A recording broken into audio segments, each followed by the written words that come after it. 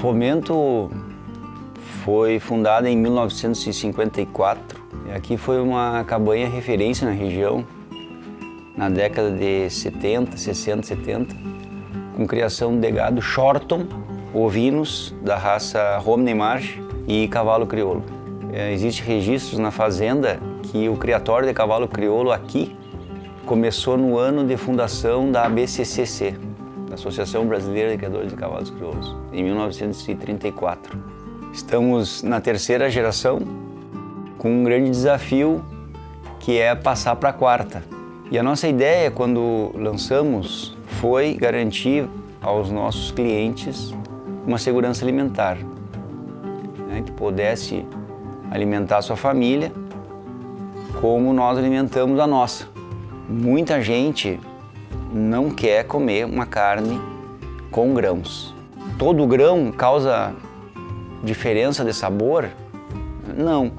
Mas quando você passa de 50% da dieta via grão, você começa a ver uma interferência no sabor e no perfil de ácidos graxos, né? No perfil de ômega 3, de ômega 6. E isso tem um impacto muito grande para a saúde.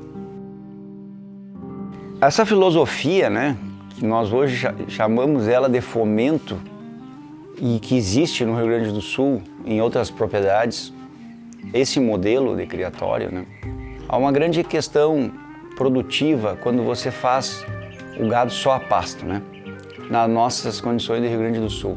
Você consegue engordar um boi num determinado período do ano, porque existem forrageiras que permitem que isso aconteça, mas em outras épocas do ano isso não é possível.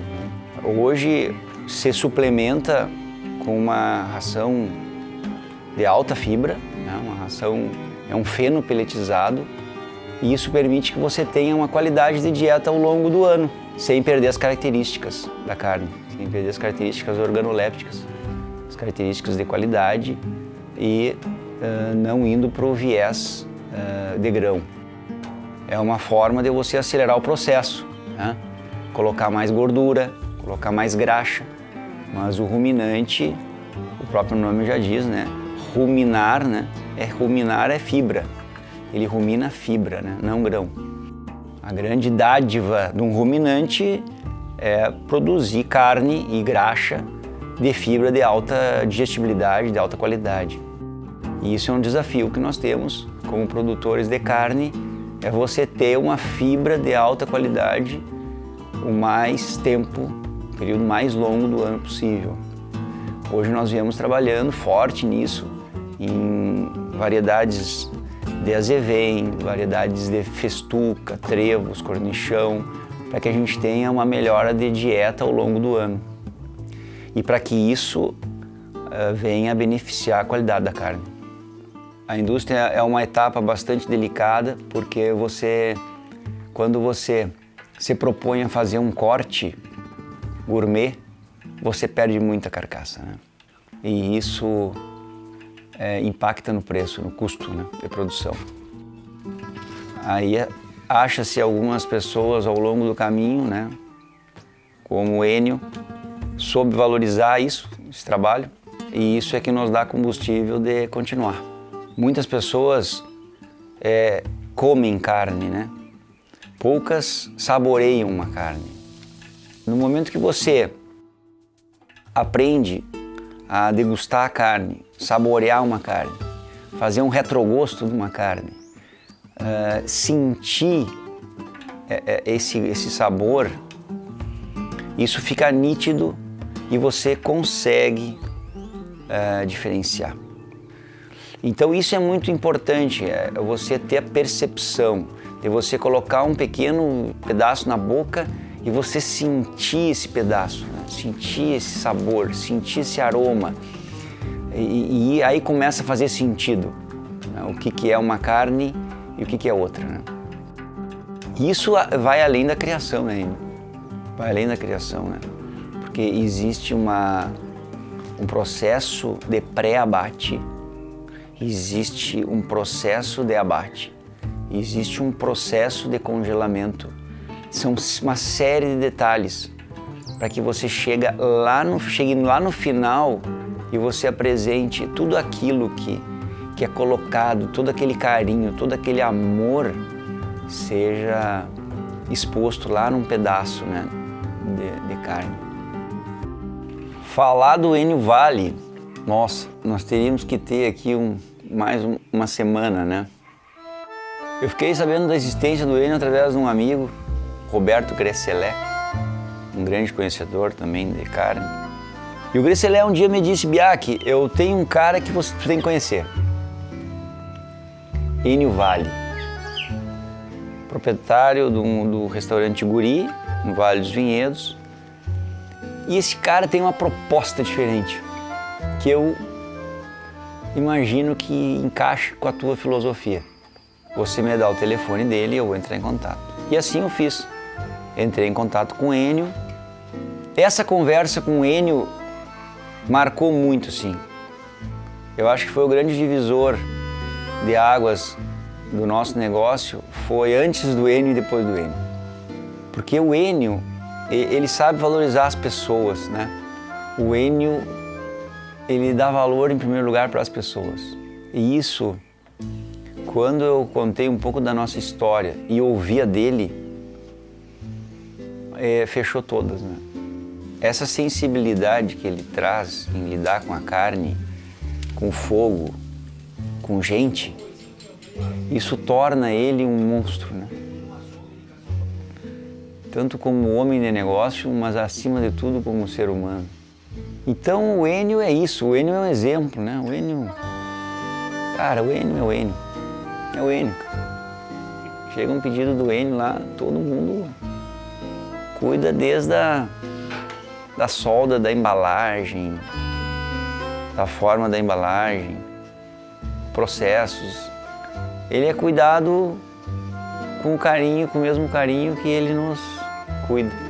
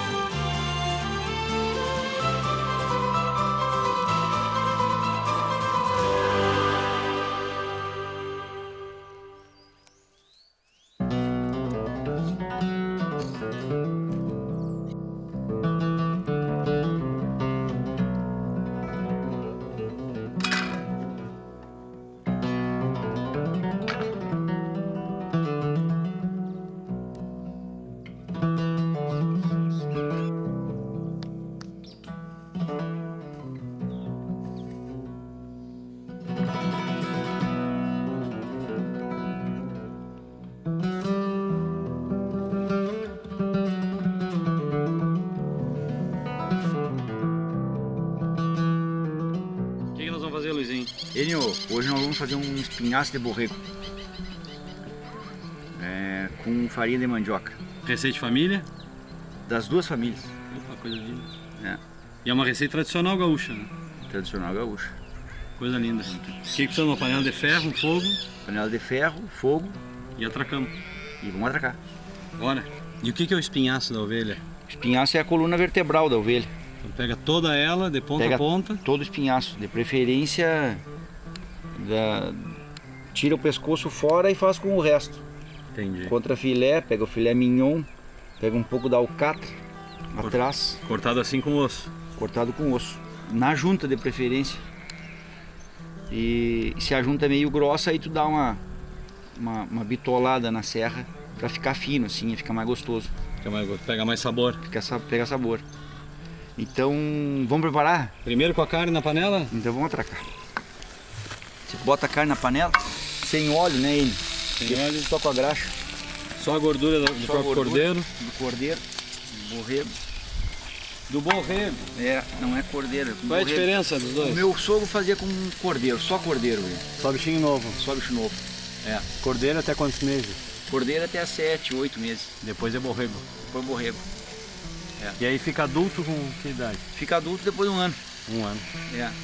Aí depois, acima de 2 dentes, já começa a ficar meio firme a coisa. A gente vai ter que dar muita hora de fogo. E aí a carne fica mais dura. Fica mais dura. É. Então é o cordeiro, farinha de mandioca hidratada. Hidratada. Então, esse é outro segredo, de deixar hidratar bem. Põe a farinha de mandioca, bota água e deixa Água tempo? morna e deixa ele 1 hora no mínimo. 1 hora no mínimo. Pra hidratar bem, o pirão ficar bem solto. E aí não vai empelotar. Não vai empelotar. Deixar muito pouca água ou deixar pouco tempo, ele fica embolotado. Entendi. É.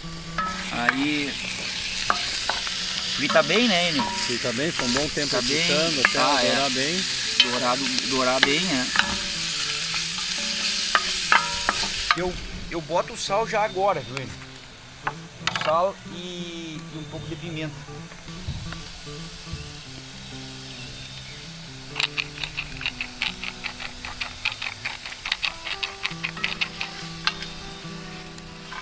Aí dá uma pitadinha no sal, depois vai os ingredientes.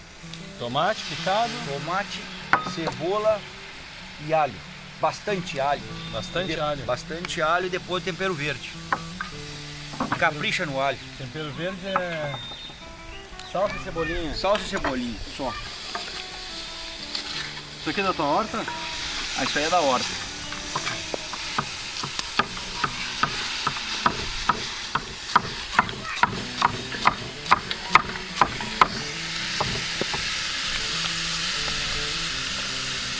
A salsa e cebolinha tem que estar bem picada, gente? Não muito ele. Não precisa ser muito picado. Depois ela vai se desmanchando. Com o tempo ela vai se desmanchando. Posso? Tem a bondade.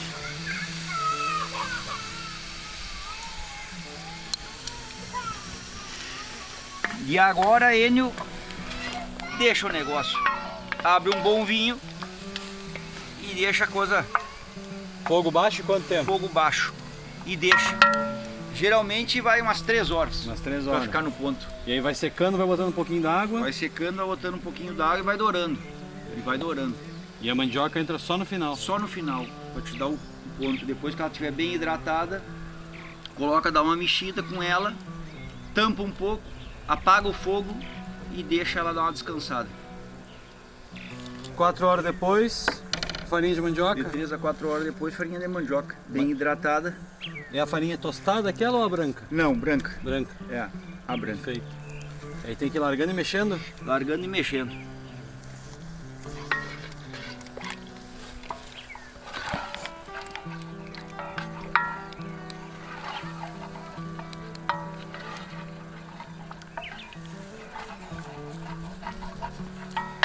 Dá uma misturada, Deixamos mais o que? Uns 10 minutinhos? mais 10 minutos bem tampado, Fogo bem baixo. fogo baixo. Luizinho, me diz uma coisa. Como é que eu sei quando é que essa boia tá pronta? Enio, é sentimento.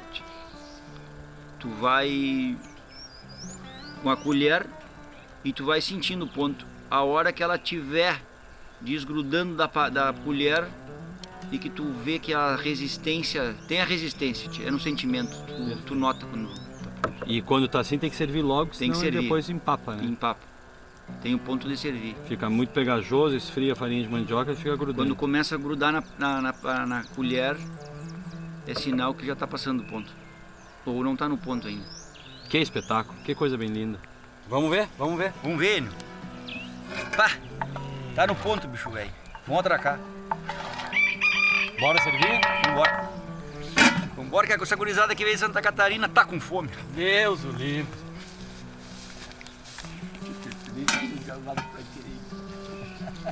Ah, deixa malhar.